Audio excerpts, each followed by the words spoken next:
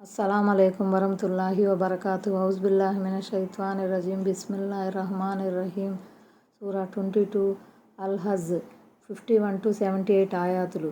అల్ హజ్ అనగా కాబా యాత్ర. ఆయత్ నంబర్ 51. మరి మా ఆయతులను లొంగ తీసుకోవటానికి ప్రయత్నించేవారు వారే నరకవాసులవుతారు. ముఆజిజీనా అంటే దైవ నిదర్శనాలను లొంగ తీసుకోగలమని, అణిచివేయగలమని వారు అనుకుంటున్నారు. ఎన్ని వెర్రివేషాలు వేసినా మేము వారిని పట్టుకోలేమని బహుశా వారు తలపోస్తున్నారు. మరణానంతర జీవితంపై, తీర్పు దినంపై నమ్మకం లేనందునే వారిలో ఇంతటి ధీమా వచ్చింది. మితిమీరిన ఈ ధీమాయే వారి కొంప ముంచిపోతుంది. వారు నరకానికి ఆహుతి కావలసిన వారే. ఆయత్ నంబర్ 52. ఓ ప్రవక్త, మేము నీకు పూర్వం ఏ ప్రవక్తను లేదా ఏ సందేశహరుణ్ణి పంపినా అతను తన మనసులో ఏదైనా సంకల్పం చేసుకున్నప్పుడల్లా శైతాను అతని సంకల్పంలో ఏదో ఒకటి కలుషితం చేసేవాడు. మరైతే అల్లా శైతాన్ కల్తీని పారద్రోలి తన వచనాలను స్థిరపరుస్తాడు. అల్లా సర్వం తెలిసినవాడు, వివేక సంపన్నుడు. తమన్నా అంటే అభిలాష, ఆకాంక్ష నర్థం. పఠనం అని కూడా ఒక అర్థం వస్తుంది. ఉమ్నియతున్ అనే పదం అందులో నుంచి పుట్టినదే కనుక దీనికి ఆకాంక్ష, కోరిక, సంకల్పం, తలంపు లేక పఠనం అన్న అర్థాలు వస్తాయి. మొదటి అర్థాన్ని తీసుకుంటే ఆయతు భావం ఇలా ఉంటుంది. వారి సంకల్పంలో శైతాన్ అవరోధం కల్పించి ఆ పని జరగకుండా చూడాలని ప్రయత్నిస్తాడు. వీలైనంత మంది ప్రజలు విశ్వసించి సాఫల్యం పొందాలన్నది దైవ ప్రవక్తల ఆకాంక్ష ఉంటుంది. కాగా శైతాన్ ఇందులో అవరోధాలు సృష్టించి వీలైనంత మందిని సన్మార్గంలోకి రాకుండా చూడాలనుకుంటాడు. రెండవ అర్థం తీసుకుంటే ఆయతు భావం ఇదవుతుంది. దైవ ప్రవక్త లేక నబీ ఎప్పుడు తన వద్దకు వచ్చిన దైవ సందేశాన్ని పఠించి జ్ఞాపకం చేసుకోగోరిన శైతాన్ అతని పారాయణంలో చెడు ప్రేరణలు కల్పించి దైవ వాక్కులను కలగాపులగం చేయాలని తీవ్రంగా ప్రయత్నిస్తాడు. లేదా దివ్య వచనాల గురించి ప్రజలలో లేనిపోని సందేహాలను, అనుమానాలను నూరిపోస్తాడు. అయితే ఎట్టకేలకు అల్లా శైతాను కుయుక్తులన్నిటినీ వమ్ము చేసి తన వచనాలను పటిష్టం చేస్తాడు. ఈ ఆయత ద్వారా దేవుడు తన అంతిమ ప్రవక్త సల్లల్లాహు సల్లంకు చెప్పదలిచిన అసలు విషయం ఇది. శైతాన్ ఆగడాలు ఒక్క నీ విషయంలోనే జరగలేదు. నీకు మునుపు వచ్చిన ప్రవక్తలందరి పట్ల ఆ దూత్కారి ఇలాగే ప్రవర్తించాడు. అయితే ఓ మహమ్మద్, నువ్వు ఆందోళన చెందనవసరం లేదు. శైతాను కుట్రలు, కుతంత్రాల నుంచి మేము పూర్వపు ప్రవక్తలను కాపాడినట్లే నిన్ను కూడా కాపాడుతాము.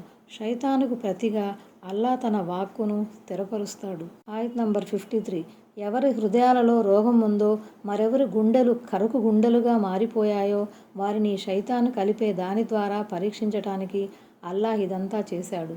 నిశ్చయంగా దుర్మార్గులు వ్యతిరేకతలో చాలా దూరం వెళ్ళిపోయారు. ప్రజలను అపమార్గానికి లోను చేయటం శైతాన్ లక్ష్యం. అయితే ప్రజలంతా వాడి మాయమాటల్లో పడరు. హృదయాలలో కాపట్యం రోగం ఉన్నవారు, వక్ర మనస్కులు, నిరంతరం పాపకార్యాలు చేసి హృదయాలలో కాఠిన్యం ఏర్పడిన వారు మాత్రమే వాడి ఎత్తులకు చిత్తవుతారు. ఆయత్ నంబర్ 54. జ్ఞాన మొసగబడిన వారు ఇది నీ ప్రభువు తరపు నుంచి వచ్చిన సత్యమని తెలుసుకొని దాన్ని విశ్వసించటానికి, ఇంకా వారి హృదయాలు ఆయన వైపుకు మొగ్గటానికి కూడా ఈ విధంగా చేయబడింది. నిశ్చయంగా అల్లా విశ్వసించిన వారికి రుజుమార్గం వైపునకు దర్శకత్వం వహిస్తాడు.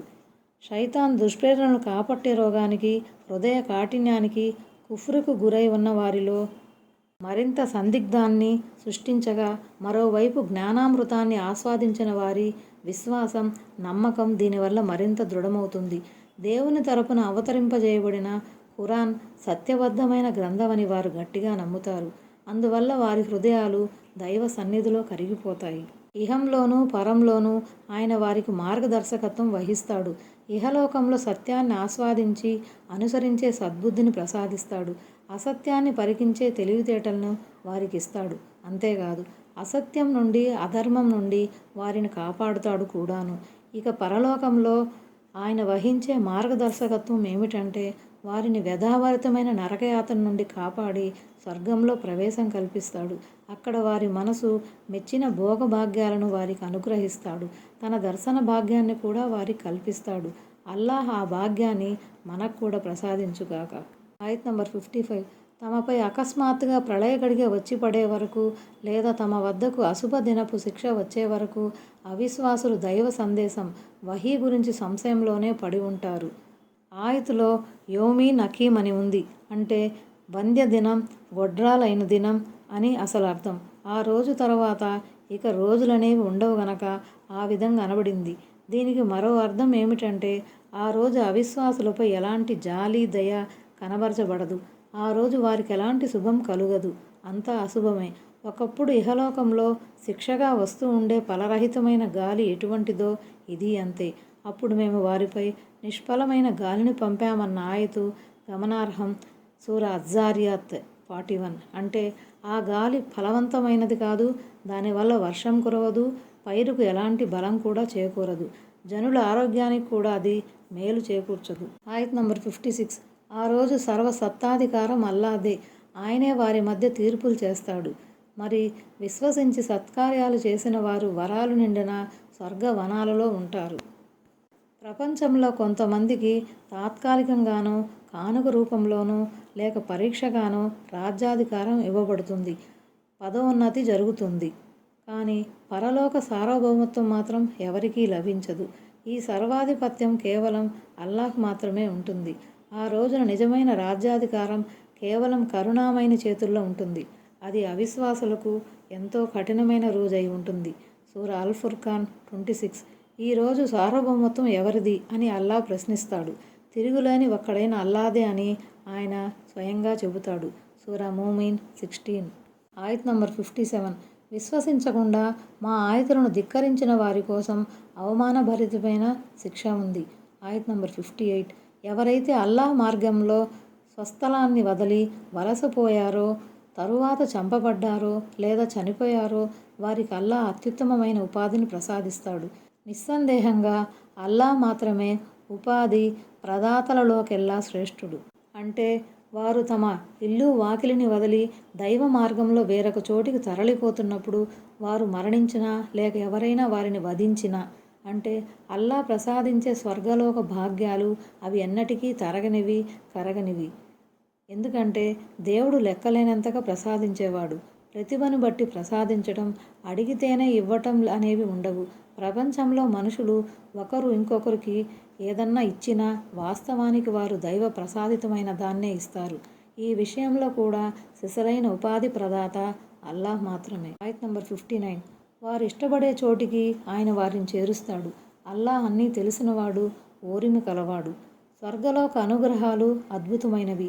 వాటిని ఈనాటి వరకు ఏ కన్ను కానలేదు, వాటిని గురించి ఏ చెవి వినలేదు. చూడటం, వినటం సంగతి అటుంచండి, ఏ మానవ హృదయము వాటిని గురించి ఊహించనైనా లేదు. మరి అటువంటి అద్భుతమైన అనుగ్రహభరితమైన స్థలాన్ని చూచిన మీదట ఎవరైనా సంతోషించకుండా ఎలా ఉంటారు? అలీం అన్నీ తెలిసినవాడు.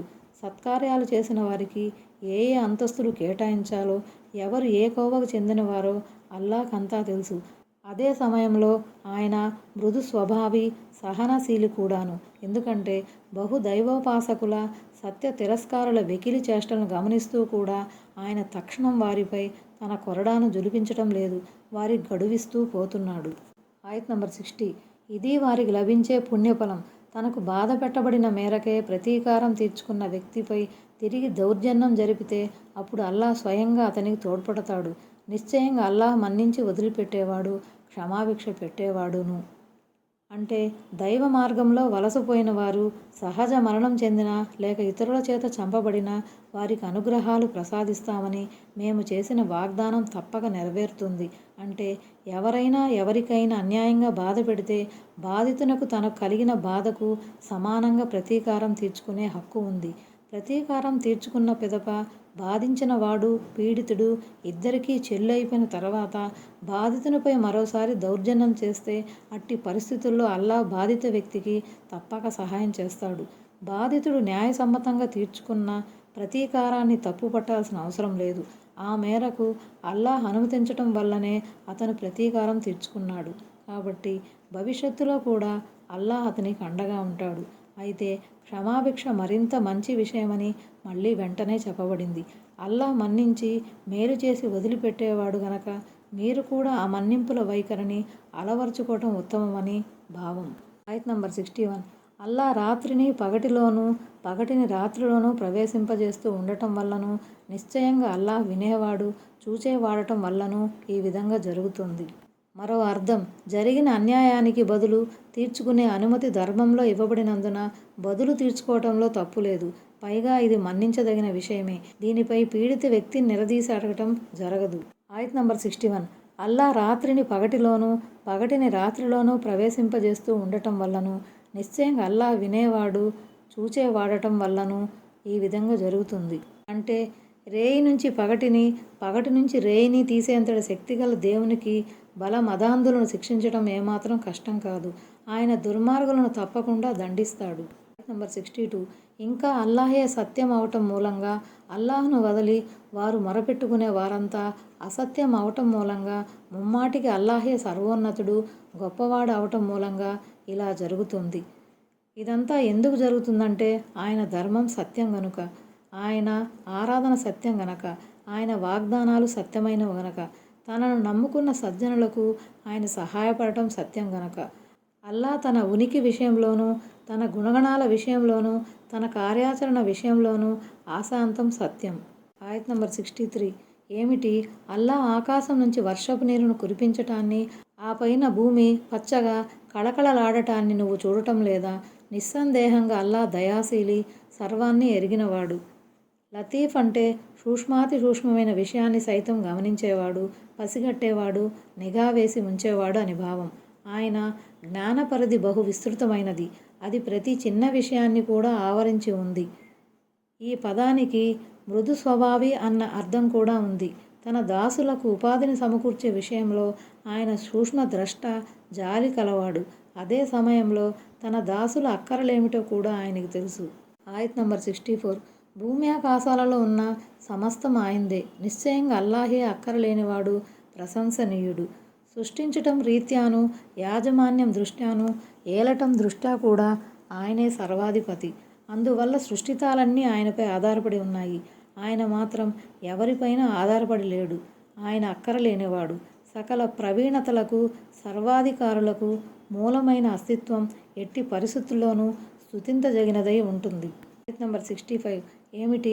అల్లా భూమండలంలో ఉన్న సమస్తాన్ని, ఆయన ఆదేశానుసారమే సముద్రంలో నడిచే ఓడలను మీకు వశపరచటాన్ని మీరు చూడటం లేదా? తన అనుజ్ఞ కానంత వరకు భూమిపై విరుచుకుపడకుండా ఉండేలా ఆయనే ఆకాశాన్ని నిలిపి ఉంచాడు. నిశ్చయంగా అల్లా మనుషులపై దయార్ద్రత గలవాడు, జాలి చూపేవాడు.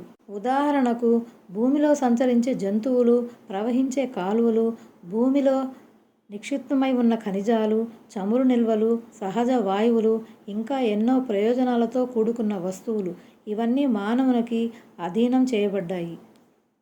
అతను వాటిని అనుభవిస్తూ ప్రగతిని సాధిస్తున్నాడు. ఆయన గనక తలిస్తే ఆకాశం విరుచుకుపడి భూమి అందరి వస్తువులు, జీవులు సర్వనాశనం కావచ్చు. కానీ అలా జరగకుండా ఆయన ఆకాశాన్ని పైన నిలిపి ఉంచాడు. అయితే ప్రళయ దినాన దేవుని పథకం ప్రకారం ఆకాశం కూడా బ్రద్దలైపోతుంది. అందుకే ఆయన భూమండలంలోని సమస్త వస్తువులను మానవుల స్వాధీనంలో ఉంచడంతో పాటు ఆకాశాన్ని క్రింద పడకుండా నిలిపి ఉంచాడు.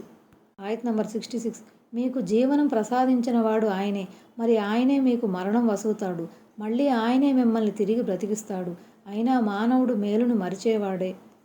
మానవ స్వభావం ఎటువంటిదో ఇక్కడ చెప్పబడింది. ఇన్ని మేళ్లను పొందిన తర్వాత కూడా అతడు తన సృష్టికర్తను విస్మరిస్తాడు.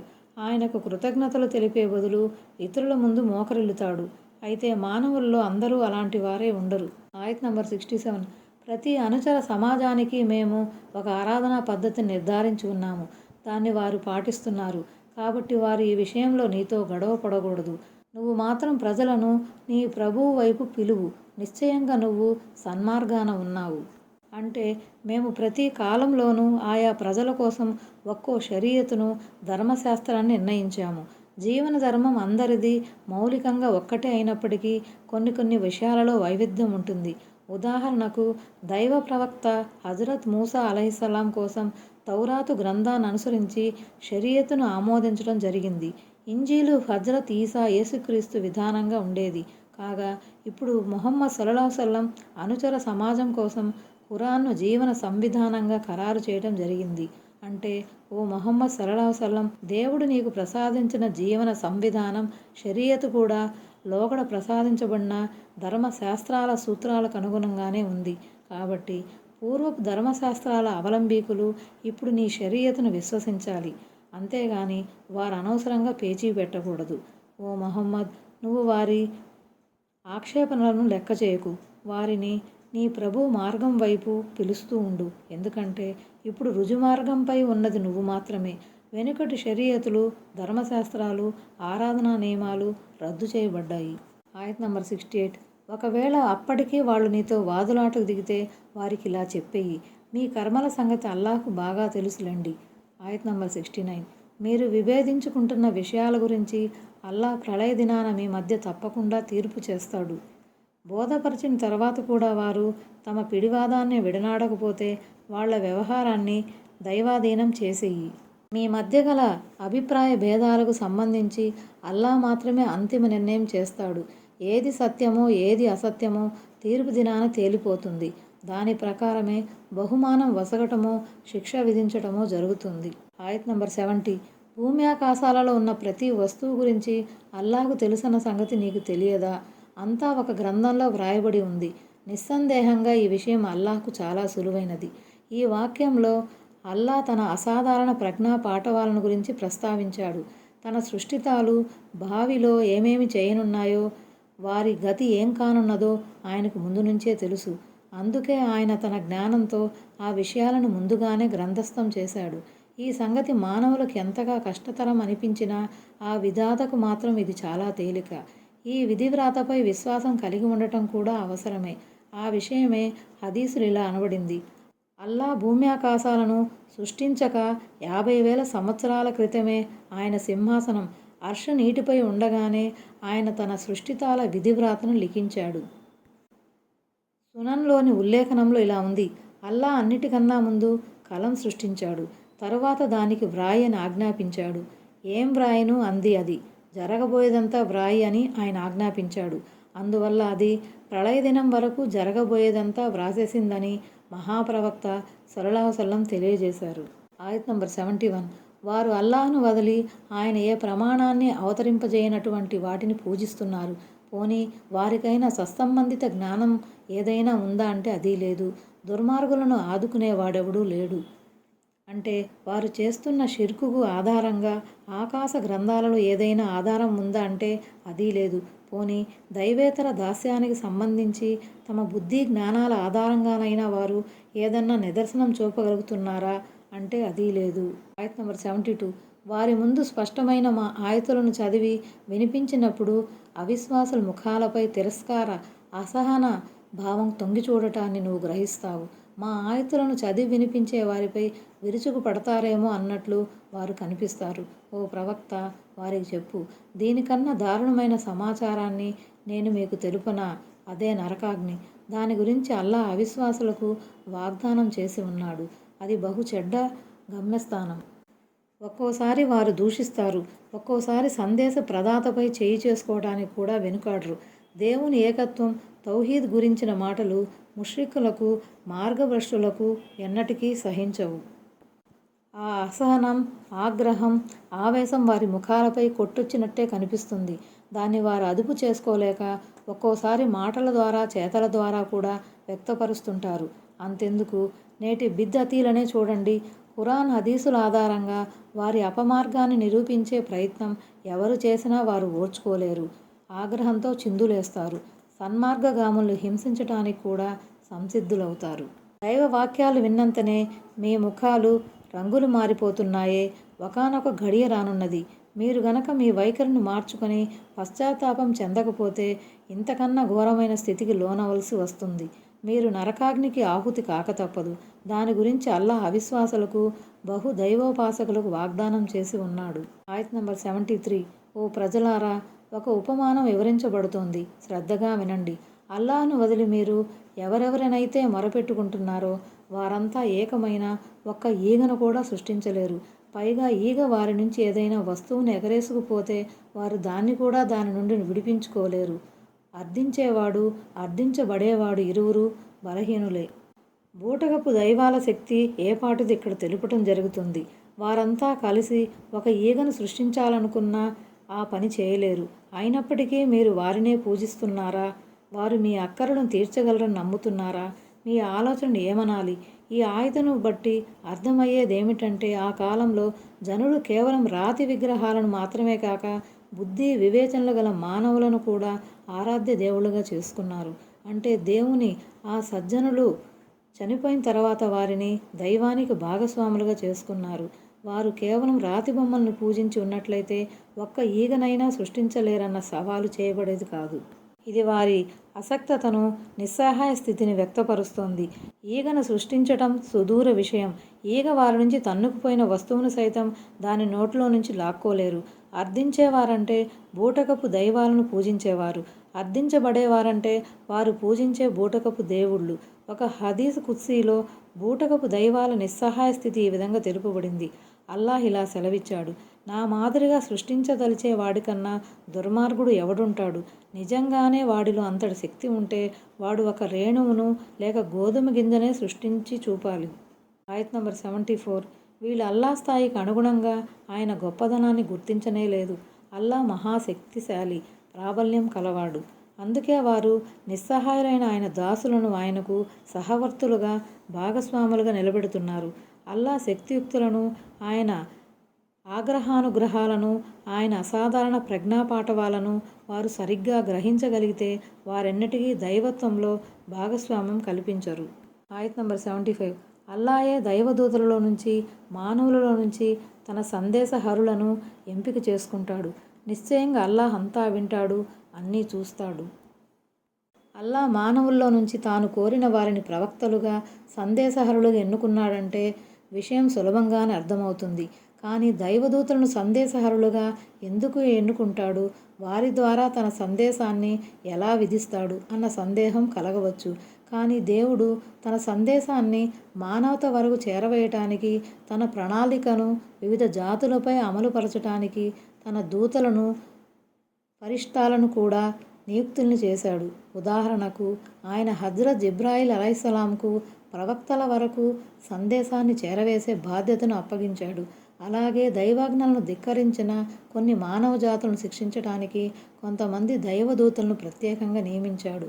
మొత్తానికి దేవుని సందేశహరులుగా తమ బాధ్యతను నిర్వర్తించిన ఆ ప్రవక్తలు, దైవదూతలు కూడా దేవుని దాసులే. దేవుడు వారిని తన కార్యం కోసం ఎన్నుకున్నాడంటే ఎందుకు ఎన్నుకున్నట్లు? మానవ జాతిని సంస్కరించి వారిని దైవ విధేయులుగా తీర్చిదిద్దడానికే ఈ మహత్తర ఏర్పాటు చేశాడు. అంతేగాని ఆ సందేశ వాహకులను తన భాగస్వాములకు పరిగణించి పూజించమని మాత్రం కాదు. రుసూల్ అనేది రసూల్కు బహువచనం, సందేశహరుడు అని దాని అర్థం. ఆయన తన దాసుల గోడును వింటాడు, వారి అక్కర్లను ఆయన గమనిస్తూ ఉన్నాడు. వారిలో ఎవరు ప్రవక్త పదవికి అర్హులో ఆయనకు తెలుసు. తన సందేశాన్ని ఎవరి ద్వారా అందజేయాలో, ఎలా అందజేయాలో అల్లాహకు బాగా తెలుసు. సూర అల్-అన్ఆమ్ 124 అన్న ఆయతు కూడా ఈ సందర్భంగా గమనించదగినది. ఆయత్ నంబర్ 76. వారికి ముందున్నది, వారికి వెనుక ఉన్నది అంతా ఆయనకు తెలుసు. సమస్త వ్యవహారాలు అల్లా వైపుకే మరలించబడతాయి. సమస్త కార్యాలకు కేంద్ర బిందువు అల్లాహే అయినప్పుడు మనిషి ఆయన ఆదేశాలను ధిక్కరించి ఎక్కడికి వెళ్తాడు? ఆయన శిక్ష నుంచి ఎలా తప్పించుకుంటాడు? అలాంటప్పుడు అతను ఈ పలాయన వాదాన్ని అనుసరించే బదులు దైవ విధేయతా విధానాన్ని అవలంబించి ఆయన ప్రసన్నతను చూరగనటం శ్రేయస్కరం కాదా? ఆ మాటే దీని తరువాత ఆయతులో చెప్పబడింది. ఆయత్ నంబర్ 77. ఓ విశ్వాసులారా, రుకు సజ్దాలు చేస్తూ ఉండండి, మీ ప్రభువును ఆరాధిస్తూ ఉండండి, మంచి పనులు చేస్తూ ఉండండి, తద్వారా మీరు సఫలీకృతులవుతారు.